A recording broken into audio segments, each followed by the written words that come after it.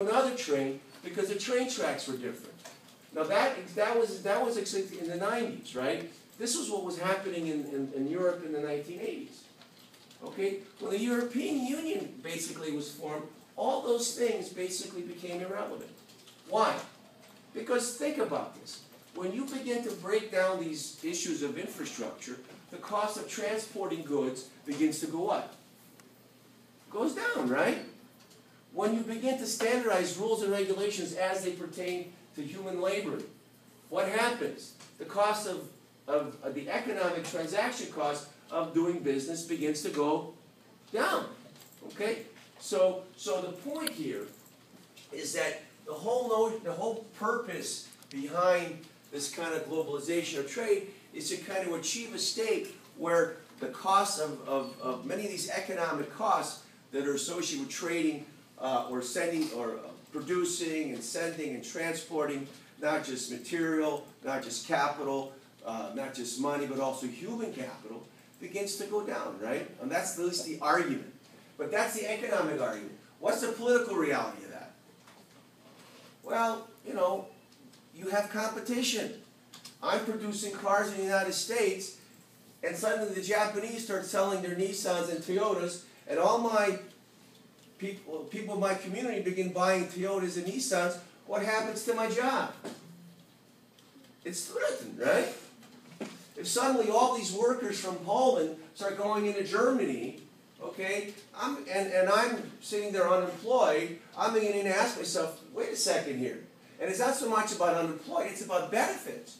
Because if you work in Poland and you work for Germany, you get the same amount of benefits.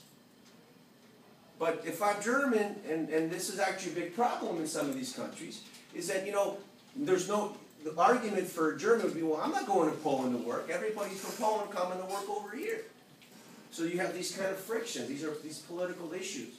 And I'm not happy, so what do? I go to my local politician and I begin to express my displeasure. So these are political aspects.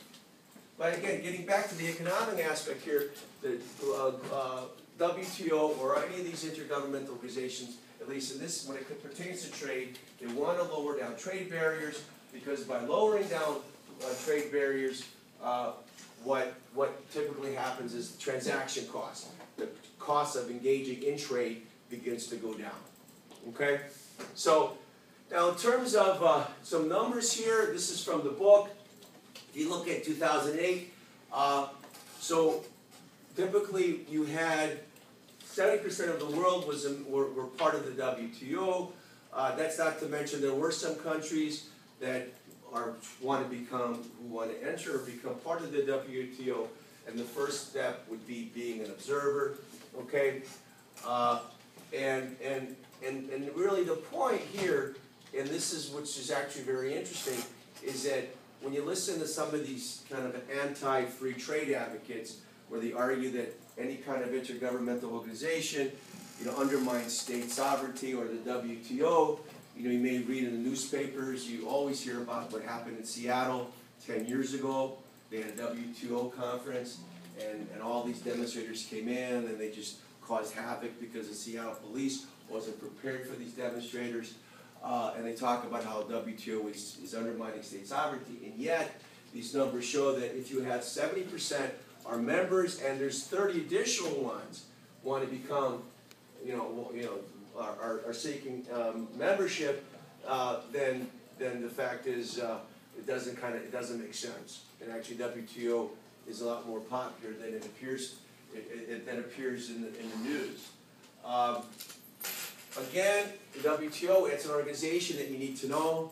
We're going to go back to some of these quizzes, so starting next Monday, you get a freebie for this chapter, okay, but we're going to go back to quizzes, and I'll let you, so we'll do that for, since we've got to start getting ready for the final, okay. Professor, the final will be comprehensive? No. Every test is separate, okay. So what are some of the, what does the WTO do? Number one, it promotes seeks to eliminate trade barriers, which is what I've already said. Its objective is to promote stability. Okay, when we talk about stability, we're talking about certainty. And certainty, or as much certainty as is possible. And what do we mean by certainty? Not so much, I'm not talking about perfect information here. I'm talking about rules and regulations that everybody's aware of. Because when you make a plan, particularly a production plan, right? A plan is is what? Your expectation formalized in some sort of decision-making process. For a plan is a decision-making process which has been inspired by your expectation of what you think will happen, let's say, over the course of the next year, right? And you do that based on what? Believe that based on rules and regulations, based by the rules of the game. So as long as your rules of the game are there and they're stable, right? All you have to really worry about are all these like what they call idiosyncratic events, things that just can't be expected, like some sort of natural disaster or something, right? That you're just not prepared for. What you don't want to be dealing with is people changing rules on you, changing the rules of the game. Because if you change the rules of the game, that destroys the plan, right? So people want to engage in economic activity in a stable environment. So if at least you have rules that are stable, then you pretty much know what you can or can't do, right? So the whole point here is making sure that people play by the same rules that they've agreed to follow. Okay?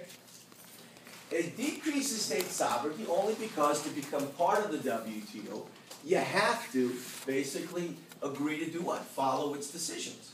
So therefore, you're no longer the supreme entity that makes decisions, right? It's a WTO, and your membership is tied to the agreement that you've made, which is what? Which is what? To follow the rules and regulations as passed by the WTO. The problem with that, and a criticism of WTO, what would the structuralists are? Well, actually, this is not even political economy. What would the Marxist, socialist economies argue? That who belongs to who controls the WTO? Not permanent members. No, well, there's no permanent members in the sense of the UN in the WTO. Who controls the WTO? The major players. So if you agree to follow the rules, think about what would a Marxist argue? Institutions, structures are what? They exist to do what? Keep the status quo in place, right? So the rules and regulations are going to be biased towards whom? The major power. So the little guy is at a disadvantage because he's got to play by the rules that are geared to support who? The bigger players. And that's a major criticism, and I think that's a legitimate criticism. Okay? All right. We got 4 minutes, got 5 minutes left. You know what? We'll start off with this. Any questions? Issues?